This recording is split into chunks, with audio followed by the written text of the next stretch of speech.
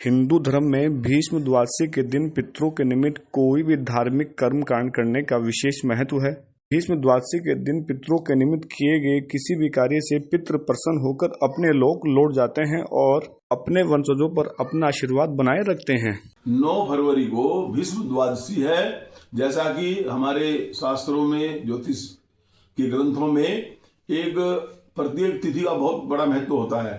तो द्वादशी को एक भीष्म पंचक नामक एक तिथि है, जिसका संबंध जो हमारे महाभारत काल में सबसे बड़े योद्धा हुए हैं भीष्म पितामह हैं। उनके पिताजी का नाम था, उनके पिता थे श्री शांतनु।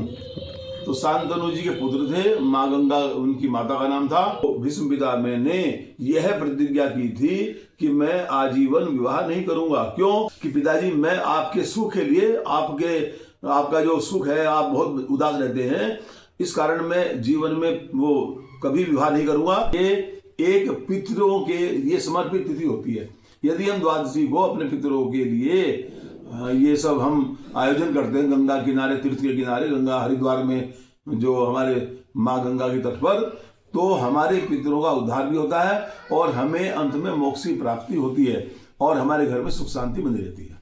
तो हमारे जो पूर्वज हैं, हमारे पितृ हैं, जो एक मोक्ष को प्राप्त हो गए हैं, उनको एक प्रसन्नता होती है और वो खुश रहते हैं और उनको मोक्ष की प्राप्ति होती है। और जो वो किस कारण होती है? अगर हमारे आचरण अच्छे हैं, हम उनके निमित्त पूरे वर्ष कुछ ना कुछ कार्य कर रहे हैं और जलांजलि दे रहे हैं और गंगा जी में जाकर के अपना स्नान करके सब उनके निमित्त अच्छे काम कर रहे हैं, तो कोई भी देव पितरों संबंधित तिथि आती है उसमें उनके निमित्त हम करते हैं। विशेषकर अब जो भीष्म जो द्वादशी है, जो रविवार को आएगी, 9 फरवरी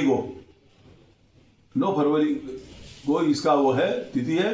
तो उस दिन जो भी अपने पितरों के निमित्त ये है शुभ कार्य करना चाहते हैं, उनके मोक्ष की कामना के लिए गंगा के किनारे यह सब कार्य यदि करते हैं, पूजा कराते हैं, तो एक उनको मोक्ष की प्राप्ति होगी और हमारे जीवन में सुख, समृद्धि, कामना और निरोगता, सभी प्रकार के ये अच्छे कार्य होंगे और परिवार हमारा सुखी रहेगा।